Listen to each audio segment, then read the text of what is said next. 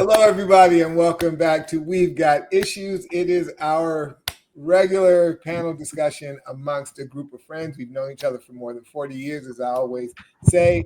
And we'd like to come to you with topics that have been part of our text thread that we've been talking about as the time just continue to get more and more interesting. We think this week we have a good topic that you will resonate with. But before we jump into it, let me introduce our other friends and colleagues here. We've got our good friend Ella Neely. Hey, Ella. Peace. Hello. And we've got Darren Gray, always representing the D. Right on, peace. That's right. That's right. And of course, we've got Ron Evans. Hey, fight on. Yes. And my name is Nick Cates. I'm here in LA, and as I said, we have a ongoing thread with a bunch of our friends. And today we wanted to bring you a topic that actually I brought into the thread. And the topic that I want to talk today about is, what good is it to have FU money? And I think we've seen a lot of as I turn my phone off, we've seen a lot of examples of what the really rich are doing today with their money, or maybe not doing with their money. But I'm going to run a clip to kind of set us in the mind of where we're going to go with this topic today. I don't like billionaires. I think that anybody that has acquired that much money can't possibly be a good person. But I'm equally annoyed by the people like normies, normal people, that pretend that if they were a billionaire, they would be remotely a good person. Like, you talk to these people and they're like, nah, dude, if I was a billionaire, I just give my money away. I'm like, well, that's interesting because you owe me $30. Give it back. I don't like billionaires. So that is our setup to this whole idea about being a billionaire. My question is to you guys, and it really is a question that I have asked myself, and I've had a bit of a conversation with my wife about it, and I think it's something worthy of our thinking here. And that is, if you had $1 billion,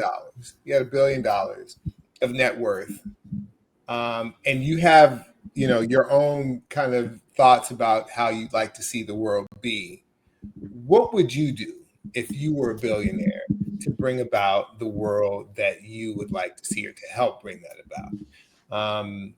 I'll delay my thoughts about it and let anybody who has a burning opinion about what they would do, and and also do it in light of what you see billionaires doing today, how you see billionaires acting as they sit on piles of money, and how they react to the world that we're living in.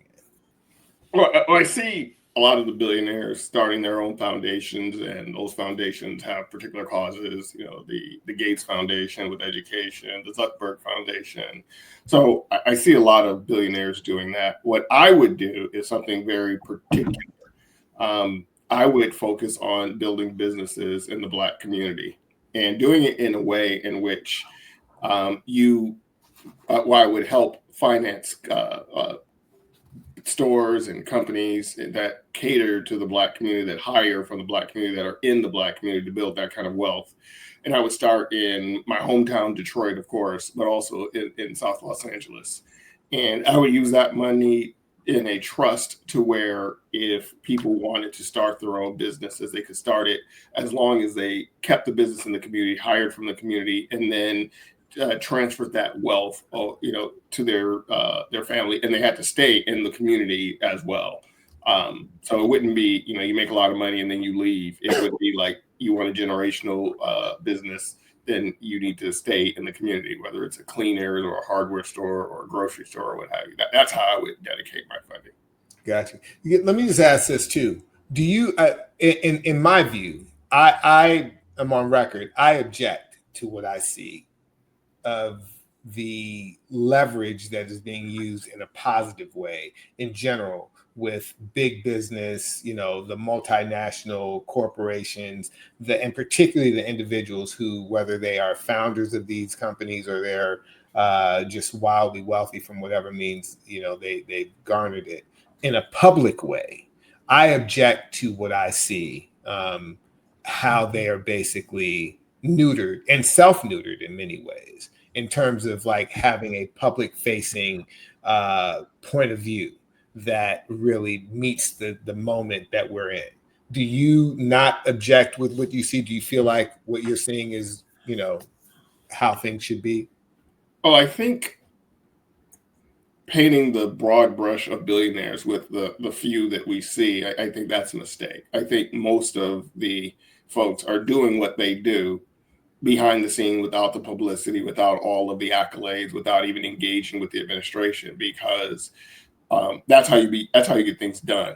I think that there are some celebrity billionaires, you know, the president being one, that like to garner the attention. Cuban being in movies and television shows. They're just people that this is who they are. Their identity is wrapped up in the celebrity of being a billionaire. But I think those few people are who they are and who they've always been. They look to get influence. You know, you'll see pictures of them with Obama or with one of the Bushes. This is just who they are.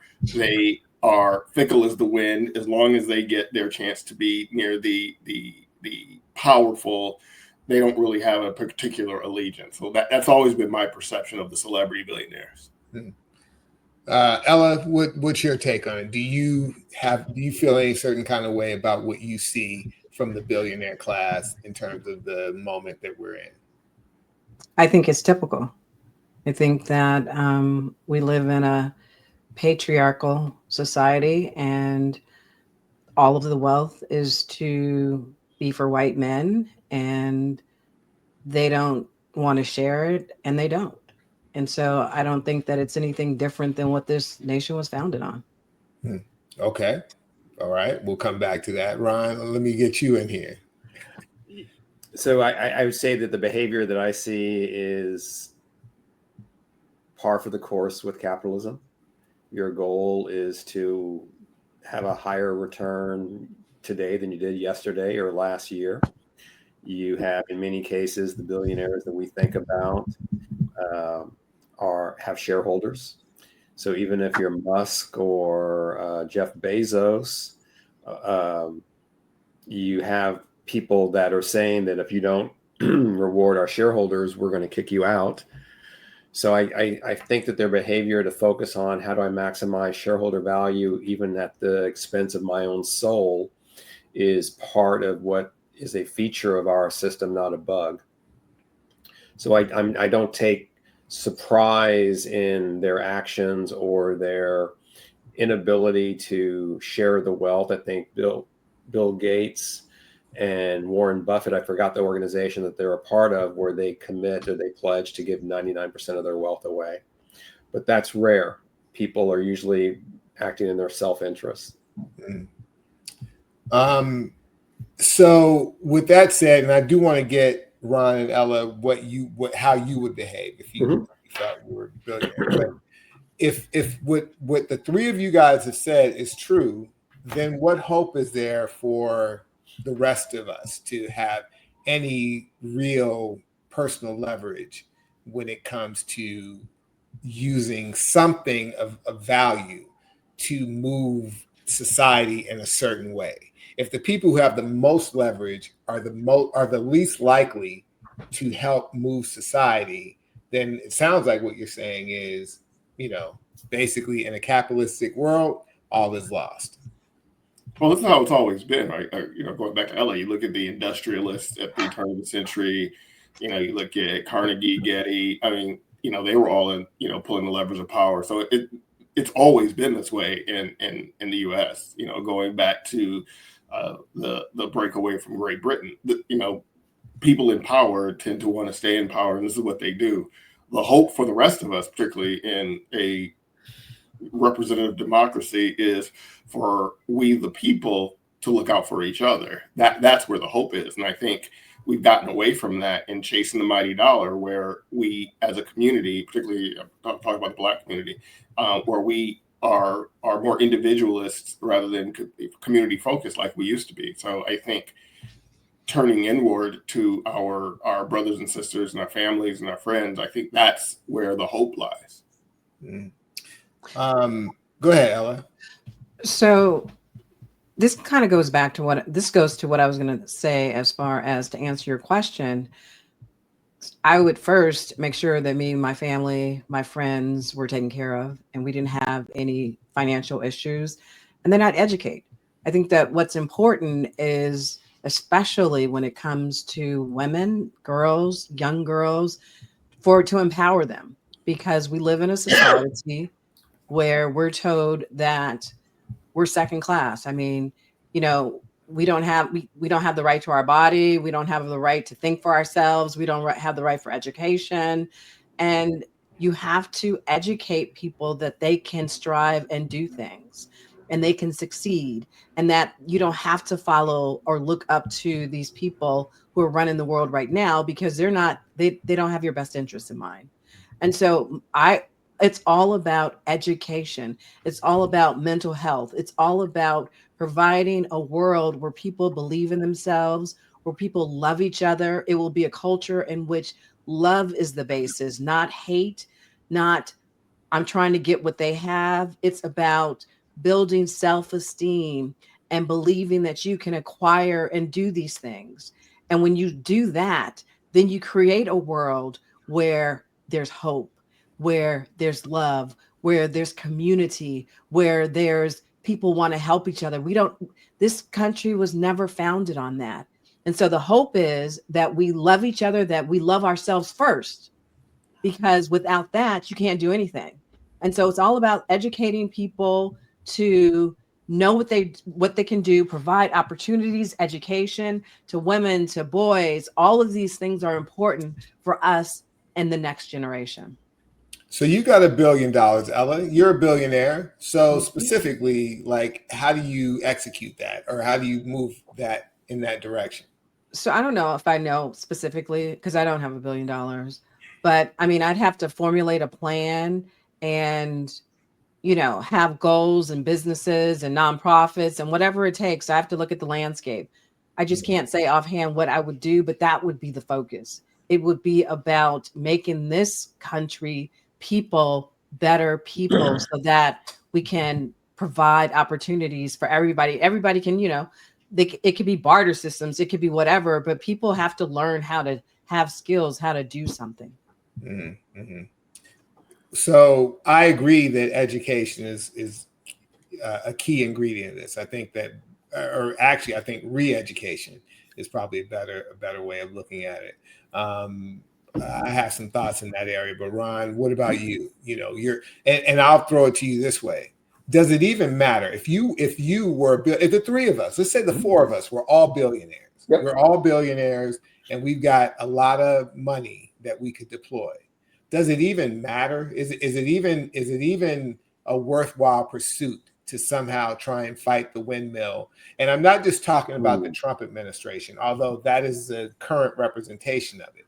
But it really just, in my view, unmasks the frailty of how a lot of things that you guys have said about what the founding of the country is and so forth. But more so, it just unmasks the frailty of how our institutions are basically set up, that one person with enough popularity and political power can basically just override what we thought was a democratic system. So to that end, Ron, is it even a worthwhile pursuit for people with money to try and come against that? Absolutely. 100% yes. Definitely. So I think that what I'm struggling with is there's the question really to me is, am I going to be a part of the system, or am I going to be outside of the system trying to make change to the system? Mm-hmm. If it's the latter, the one expression I haven't taught my older daughter yet about the corporate world is, you're just pissing up a rope. Mm-hmm. So if you think that you're going to change the system, you are just splashing yourself because nothing's going to happen. Okay, this system has been set up to reward people with money, and those are the rules. To quote Mr. Stansfield from The Wire, you wanted one way, but it's the other way. So can you then make an impact within the system? And the answer to that is a resounding yes. Yes. And when you ask, okay, well, what would you do if you were a billionaire? $1 billion at 5% interest, let's just say it's treasuries, grant me 5%, not 4%. That's 50 million a year in interest. So at 50 million a year, that is my nonprofit endowment. And what I would do with that money is I would invest in getting people to the same place on the starting line as the majority of society is. And specifically, I would focus on the Black community and kids that come from families that do not have college educated parents. Because being a first-time college student, as I know, and some of our friends know, ain't easy because you don't know how the game is played. So but you don't start at your senior year in high school where you fill out an application. You start with the equivalent of a Head Start program. So I would try to identify kids that are either from at-risk or middle-class neighborhoods, but don't have the advantages of parents that have college degrees that can help them understand how to navigate. Because I've been involved in interviews for the Black Alumni Association, I see these kids, and you can spot within 30 seconds kids that came from a household with college educated parents versus first-time college students. It's so obvious in how they dress, how they talk. And I'm making broad, sweeping generalizations, but it's a phenomenon. I would invest in primary school, getting them focused on not only getting prepared for being successful in this world, but also connecting the next step of their journey, free college tuition, for example, to taking classes that we would provide on financial literacy, because they need to understand how to manage money, that putting money in a passbook account is the most illiterate way of investing. So they need to understand what the options are out there.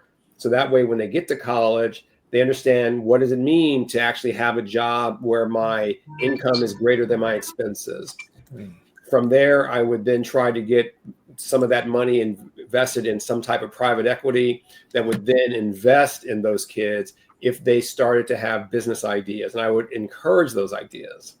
And of course, some of the proceeds from their businesses, if they're successful, would go back into the foundation and then seed the next generation of kids. So financial literacy, early primary school, focus on getting them at least equivalent to what the predominant society enjoys that they take for granted.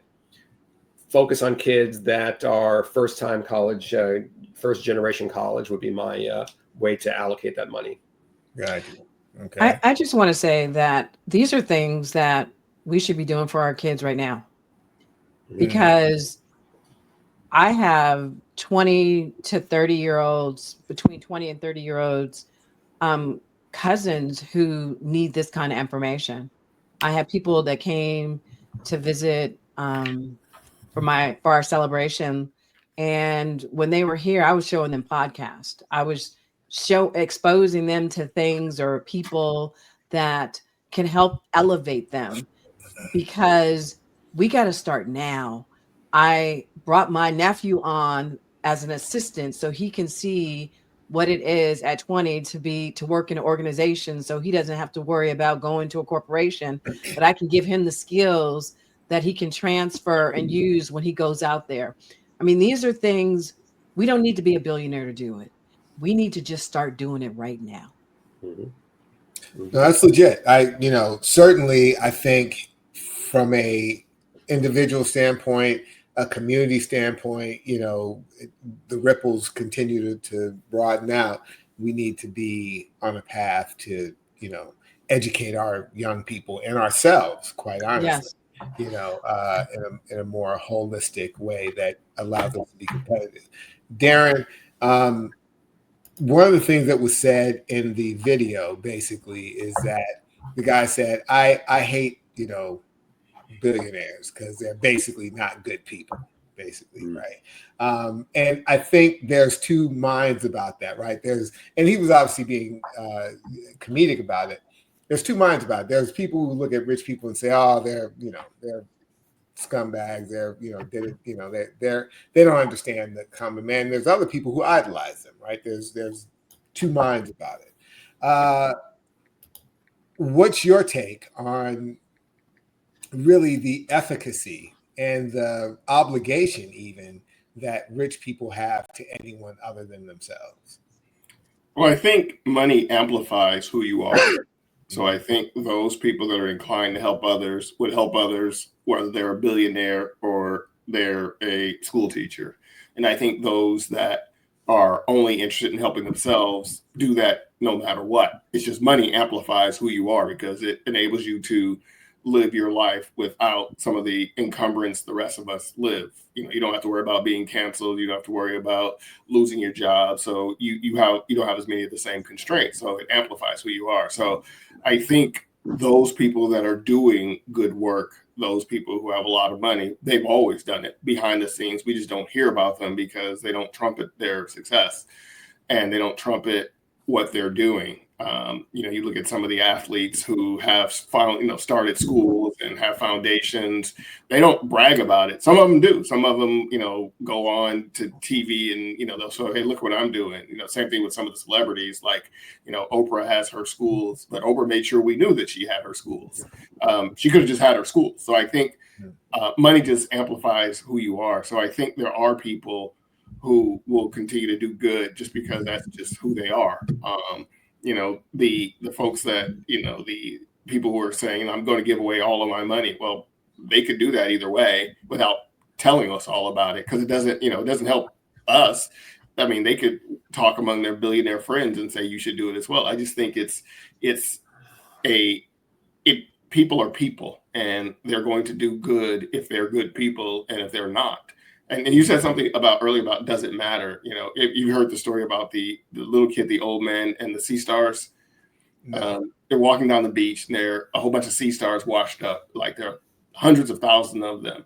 And the little boy is going, and he's throwing them back into the sea.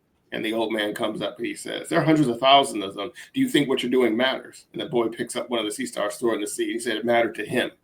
And so I think it matters to those that you impact. You may not be able to feed all the hungry people, but the people that you do feed, it matters to them. You may not be able to give a bunch of scholarships. You may not be able to mentor the entire freshman incoming class at USC, but to the ones that you do, it matters to them. And I think that's where we put our focus on. We put our focus on what can we do? Like Ella said, what can we do right now?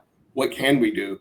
And I think if you do strike it rich, become a billionaire, well, first of all, I hope you take care of your friends. And secondly, I would hope that you would continue to do the work that you do already in helping other people. Yeah. I fall somewhere in between where everyone has said, right? Education, I think is truly important.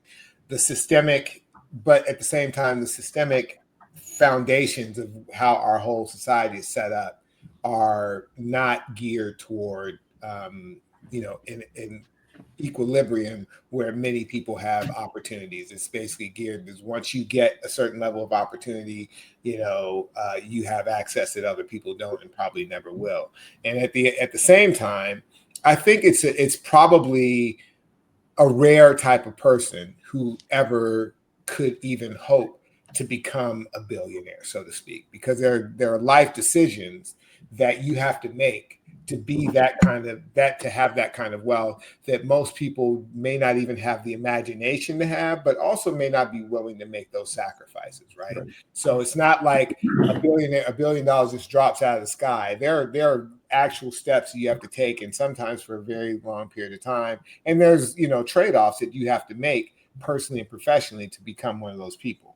So that already, excludes a lot of people from being ever able to have that kind of money. So having said that, though, if I were hey Nick, sorry to interrupt you, but to your point, I got a buddy at work, and because we're a public company, some of the C-level executives, their salary and compensation is disclosed every year.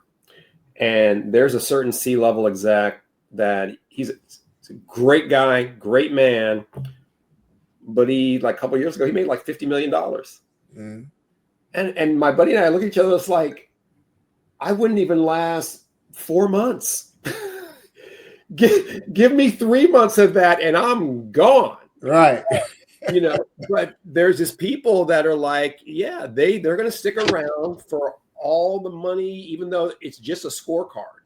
Yeah. It can never, it's beyond generational wealth at that point. Mm-hmm. Mm-hmm. Yeah, I have this conversation sometimes with my mom about like how you said, Ron, you said the famous line, you want it to be one way, but it's really the other way, right? Mm-hmm. And I think a lot of people, I consider my mom, love her to death. She's one who just can't logically understand why people who have so much continue to strive and claw and whatever to get more, and don't have any sense of obligation to give back, right? Mm-hmm.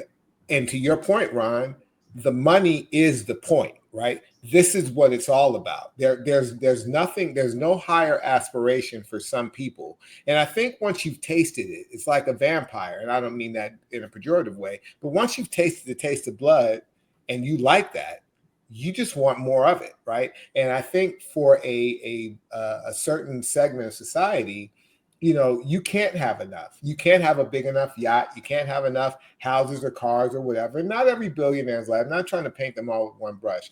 But once you get to a certain level, the money is the point. That is your scoreboard. It's not how many people you fed. It's not like whatever. Your identity is tied up in your ability to attract. I don't know. I'd push back on that to some degree, because it's not necessarily just the money, it's the way in which they make money for some of them. It's the challenge of accomplishing something or doing something that gives them the financial benefit, but they could make money by doing nothing. They can, they have access to investments, and, they can increase their money tenfold by doing nothing active. So I think some of them, it's more than just the money. It's looking for a sense of purpose, and they get paid for it. Right. I think there's a lot of that too, because if you already have a couple of $1 billion, like Ron said, you're making $50 million in interest. And so you don't really need to work that hard to get more money, but you need to do something that satisfies that whatever thing that you have in yourself. And I think that's where a lot of the billionaires are. And I get that. And I don't want to paint all billionaires with the same brush, but looking out around at the problems that we face, as a society, as countries, as, governments, as whatever, like there's plenty of work to be done. Some of it could be profitable and some of it may not be profitable. So finding purpose in the world is not a hard thing to do. So particularly once you don't have to worry about yourself.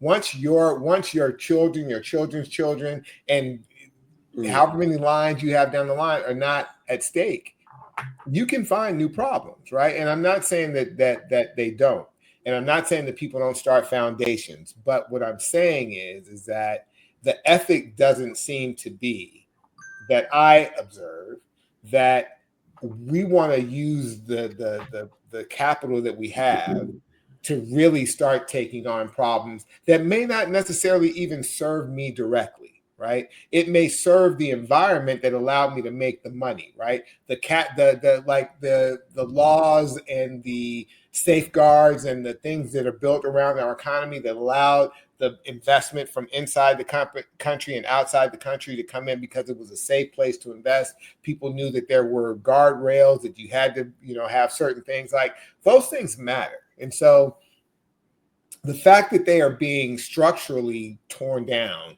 before our very eyes, at the whim of certain people who feel like, I've got the power and I'm going to use it for that end.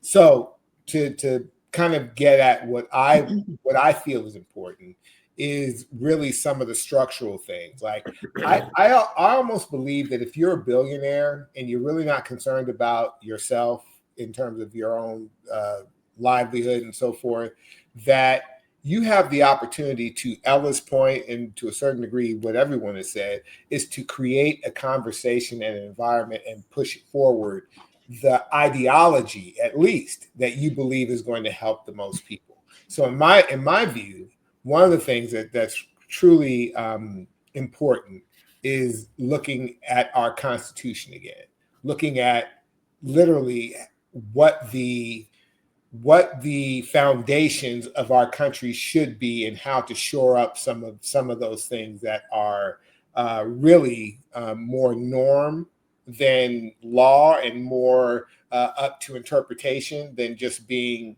actually rock solid.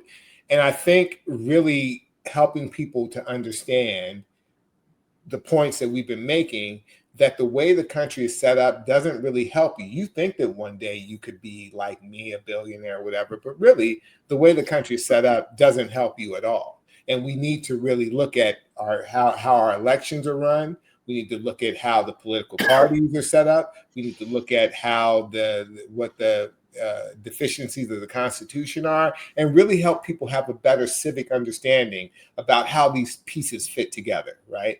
And I'm not sure exactly what structure that would take. Some of it is just public, becoming a public voice in that way, and having platforms that could help inspire that, so people really understand. Because I don't think people really put all the pieces together in a way. And I don't even know how all the pieces fit together, but it's obvious to me that the law, as it impacts one person who has little means, and the law how it impacts a person who has great means, it's almost like there's two different systems, and that applies in various different ways. In California and in Texas and in other states, they're now deciding just ad hoc to have these new districting initiatives, so they can change the whole redistricting to have different numbers of Democratic or Republican districts and so forth, just because it's a power grab.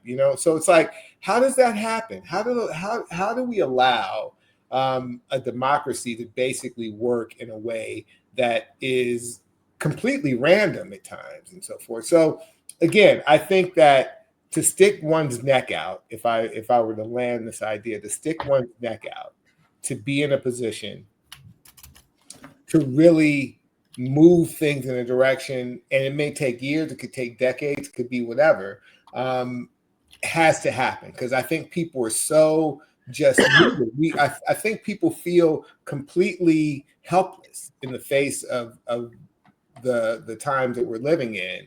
And we were talking before the thing about, Ron, what you talk to your daughter about when your guys are running and so forth.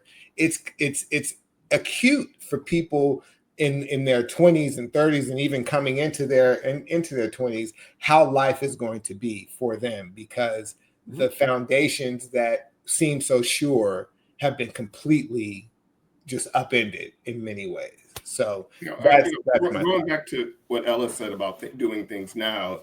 We thousandaires could be doing something right now in our own community, but we're not, right? Mm-hmm. We could be looking at the LA City Charter, which has been violated numerous times by our elected officials. Those are things that we could do something about right now.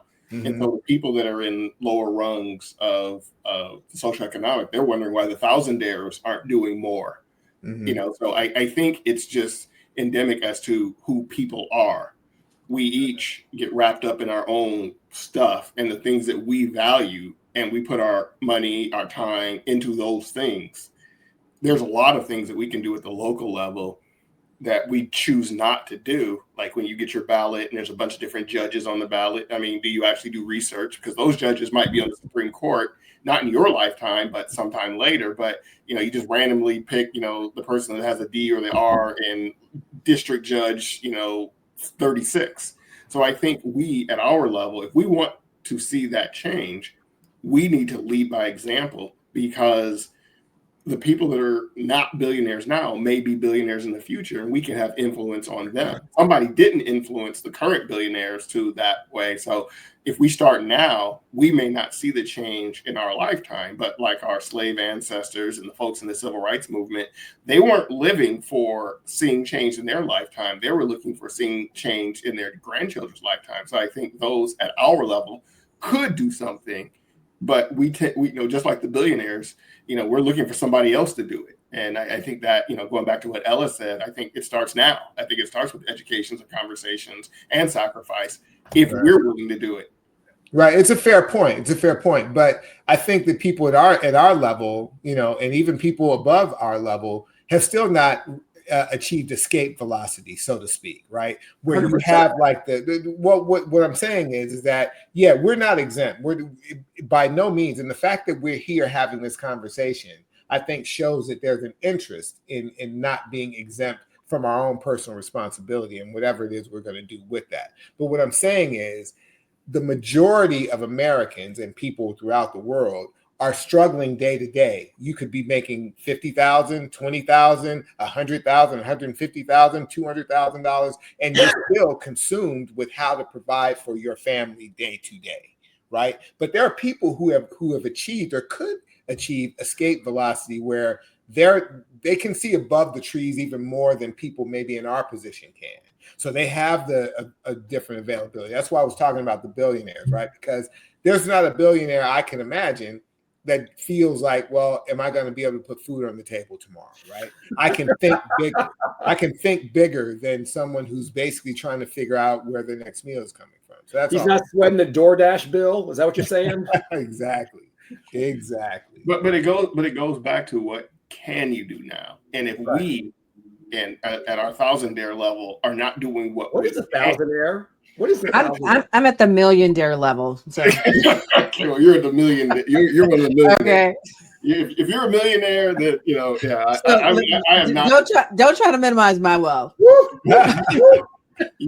at the millionaire are a step above those. Okay. I'll really my comments. Nick has like on my screen. It's Nick, Ella, Ron, and me. So Nick has us in order of our net worth. So I guess I'm at the bottom of the net worth. But if you say it, if you put it out there, that's where you're going to be. You exactly. Don't count people's money. Count your own. Exactly. But what I'm saying is, at our level, if we are not doing what we could do. Wait, Ella's already said that you ain't on her level, homie. If people at my level and above my level. There you go. There you go. If we aren't doing what we could do, even given our limited circumstances and time, we cannot expect other people to do it either. It's human nature. We're not willing to do it either. So, whether a billionaire has different worries or not, if I'm not willing to do more to help those who I could help, then I can't blame somebody else for not doing more to help those that they could help either. There you go. So this is a half joke in our house. Just because they're 1% problems doesn't mean they're not problems. Yeah, there's still problems. They're still problems. Don't you think you get to choose your problems a little differently when you're absolutely. Yeah. I mean, we all to a certain degree get to choose our own problems. But there's a lot of people who do not get to choose their problems. I mean, and that's more than 50% of society, and maybe even more than that. Well, starting at the end of this month, when those well, exactly. But I think you choose it by the choices that you make. Well, yeah. And that's that's why education is important, because you have a lot of people that don't want to work, that are, that sit around and do nothing, that watch television all day, or there are people that I don't need to go to college. I don't need a degree. You don't need any of that. I just want to sit at, I want to I want to YouTube or TikTok and all this. I mean, with everything, you make a choice as to what you do. And so the education is so that people are elevated and they know what other options are out there, because a lot of people, they're just not exposed to anything. But every day we make a choice when we stuff food in our mouths, when we drink alcohol, when we do drugs, when we smoke. All of those are choices that affect what we do. When we yell at our kids. I mean, there's just so many choices that everybody makes a choice every day. and your life shows the choices that you've made. And the But consequences. but the choices that are available to you are sometimes out of your control. So you may not have access to healthy food in your community. That is something you cannot control. And so that's why education is important. That when you talk about like Oprah talking about her school, you need to know that these things are out there, so people will see something different than what they have at their exposure, at what they have in their general environment. And that's why publicity is really important, because it exposes people to other things that are possible. Well, and also I think, that when you look at, talking about we need to help other people, I would question, and I really wanted to get to Nick's second part of the question that you didn't ask, which is, well, would your decisions change if you were given $10 million? Right. Because that is far more Relatable. Oh, for Ella, yeah. Well, for us all, but I believe it. I mean, I'm walking around every day talking about I'm making $10 million this month. I mean, this year. I mean, that's where that's where I'm trying to go. And so right. I'm not trying to be 1,000. I'm trying to be 1 million so I can get to the billion before in my lifetime. Right. And I think at that's a number where I think the reality of how small it is really, and your impact is really so small that you realize, okay, I got to like really narrow my focus on what I'm trying to achieve here. And I would argue that, yes, we can talk about helping the community, but we also first have to make sure that we are taking care of ourselves, our family unit, and making sure that, in my opinion, the generational wealth transfer is occurring. Exactly. So that way, at least I know I got some people that are better off, and hopefully I have enough money to make other people better off. Yeah. I can't tell you how many friends and family I have employed, because we have to lift each other up. We have to provide. If we have opportunities, then we should be providing them to any and everybody we know. You can call it nepotism, but we have to do it. It just can't be one person. It has to be our whole family, our whole community, everybody that you know. I hear you, what you said about education and publicity and people being the product of their decisions and so forth. But, there's so much nuance to that, Ella. And Darren was hitting on it. It's just like, listen, like that's very well and able to say. It's like people being born in the United States have no idea what it's like to be born in Bangladesh or be born in somewhere where, like, your ability to have access to the things that you're talking about are nil. They are pretty much, you're going to live and you're going to die in the same circumstances that you were born into, even if you have the knowledge. And I'm not saying that everyone doesn't have an opportunity to make good decisions, but it is the rare person who's born in zip code like a South Central LA zip code who ends up living in a Beverly Hills zip code.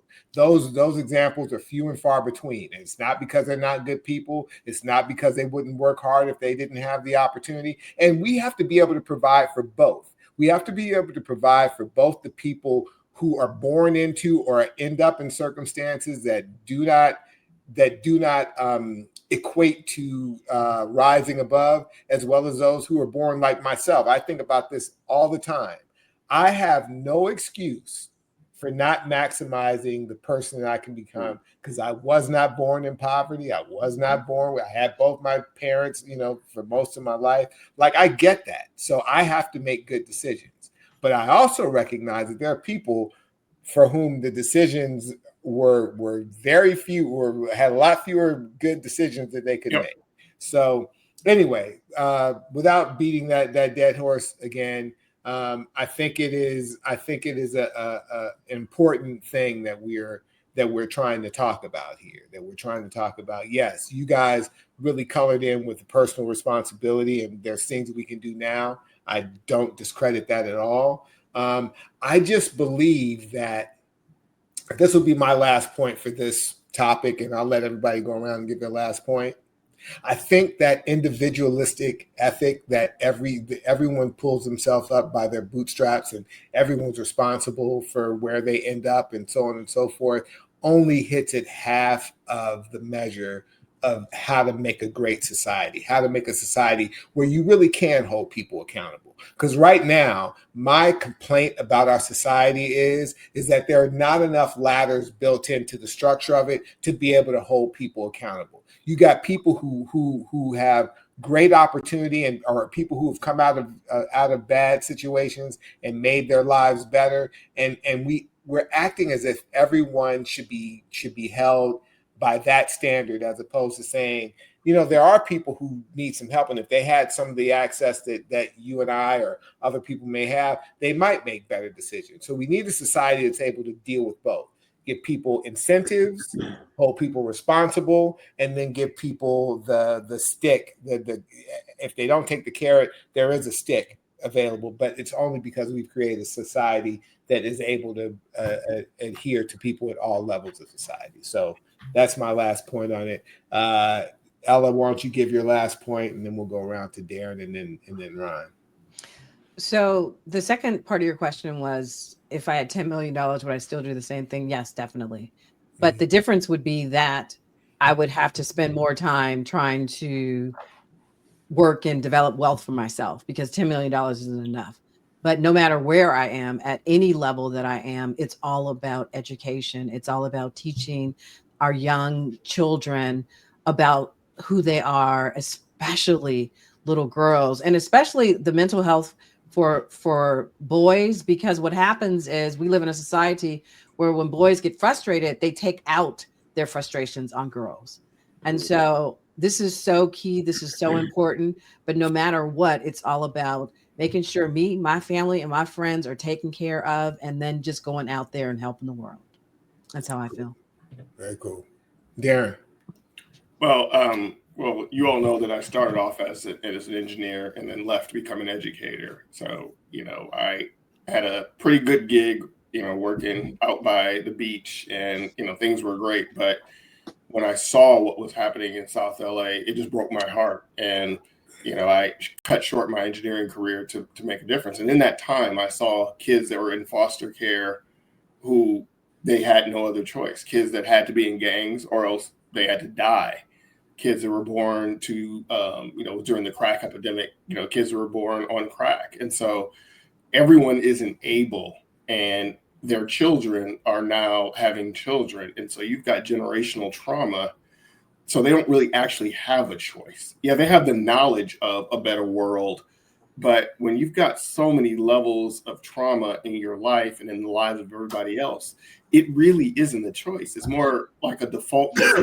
And everyone isn't that strong to be able to overcome all of that. And that's where my heart has been, because it could have been me, growing up in poverty with a single parent with 4 kids and, not having a lot, and then being able to leave the ghettos of Detroit to become middle class. My heart still is with all of those who didn't make it. And so I do what I can, but I know I don't do enough.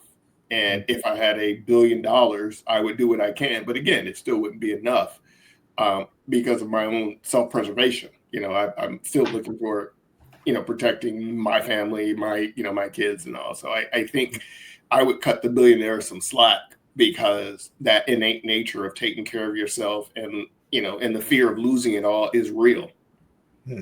Fair point. Ryan, wrap it up. Okay. I would still summarize sort of like what my interpretation of this conversation by saying that not everyone, especially in at-risk neighborhoods, gets to the same starting line as people in Beverly Hills and West LA. And I would really invest my $1 billion in trying to get early kids on that journey where they at least have the ability to get on the same level, and then really through mentorship ahead of the kids that go to Beverly Hills High and things like that. I'm reminded of a story that, it's heartbreaking, and I've never forgotten about it. It's a story involving Ella's friend, who was a teacher at around that school by USC. You know what I'm talking about? No. Oh, yeah. My friend. Okay. Suzanne. She was at the party. Oh, was she really? Oh, man. I went over to her school one day, and she introduced me to her class, and she said something about there were some gunshots recently. And this one kid, and I think it was maybe third graders, fourth graders. He said, "Yeah, I've been shot, but it's only a 22." And that, never forget it. That's the reality that some people, they are so far behind the starting line that we've got to go find those kids and get them on a path to being able to compete at the universities and in the job market and start making financially literate decisions with their first paycheck. So when they're our age, now they're mentoring the next generation. And this is what happens in Jewish communities, in Asian communities, in Iranian communities. There is a culture that says, let's celebrate the best of us, not the worst of us. And if we can get a culture that's headed down that road, I think it was money well spent. Good stuff. Good stuff. Yeah, that's one of the real virtues of kind of bringing up a topic like this, in a forum with great minds like you guys, because you get a variety of different, perspectives on it. Each one coming from where we sit in the world, and I appreciate you guys, offering something. So I hope that if you've been with us so far in this conversation, that maybe you have thoughts and you have feedback actually for what you've heard. We'd certainly love to hear from you in the comments. Obviously, we're always here, hoping you'll also stay with us and like and subscribe and be able to get notifications when we post our next episode. But before we get out of here, I'll give my parting shot for the week, which actually is in line with what we've been talking about a little bit. And I'll play a little video to kind of set it up. Every person who lives in this country has a story about how the government has failed them. Go leave, drive the working class out of your cities, and then have a lawn sign that says kindness is everything, no human being is illegal. Like, that's just hypocrisy. Explaining away government failure is one of the most toxic traits of the left. Like, the left should demand an excellent government, and it should be relentless and ruthless about making that happen. And it's not. So I thought the parting shots were supposed to be light. My God. Yeah, they are supposed to be light, but actually, the parting shot for me is just something again that I'm into. It's something that moved me this week, and I'm probably the 10 million and first person to finish Ezra Klein's book on abundance, about abundance, and I had heard a lot of I'm behind you. I haven't finished it yet. Yeah. I'll be two. And so I had heard a lot of the criticism about it, like castigating people who are progressive or on the left, to the left of center, about all the things that those people in that political party have not done. And that's not what I got out of the book, actually. I mean, there is some scolding, on that side, but really it goes back to a little bit what we've been talking about. And it really is about the failure of imagination, I believe, as a nation, where we have rewarded people for, and particularly politicians, for basically saying things, but not providing the results that should come with those things. And if we are progressive people, we are a progressive country, people who are about that should be demanding, to his point in that statement, that government actually work, right? That it actually deliver upon the promises that it makes.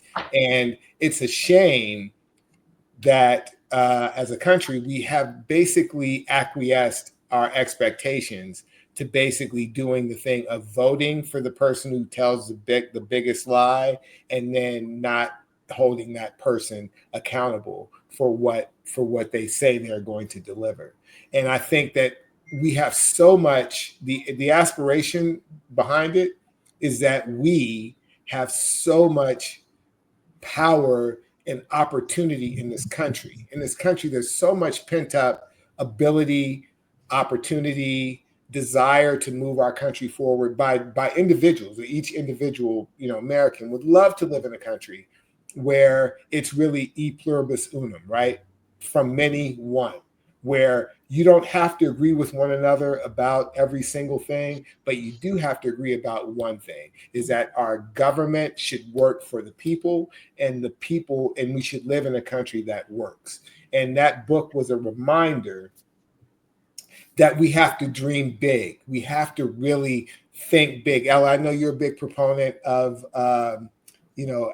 affirmative thought, manifestation, putting your thoughts into action and so forth. And I think to the extent that I also agree with that, I think as a country, we have minimized our imagination. We've stopped thinking like big people. And that can say that I can both I and you can have the world of our dreams. And I think that book really reminded me and really reinforced the idea that I really believe that there's so much possibility if we could just get out of our own way. And I thought it was a great wake up call that I hope more people will look at, how our country runs and how we run our own personal lives. So that's why I chose that clip, and that's my parting shot. Abundance by Ezra Klein and Derek Anderson. I forget the co-author, but definitely well worth a look. So that is going to do it for us this week, guys. I appreciate your bearing with my long-winded topic this time, but you guys obviously bring a lot to the table, and hopefully you guys have gotten something out of it too. So we're going to wrap it up here, and we hopefully you'll be with us the next time. Again, like and subscribe, and we'll see you next time when We've Got Issues. See you guys later.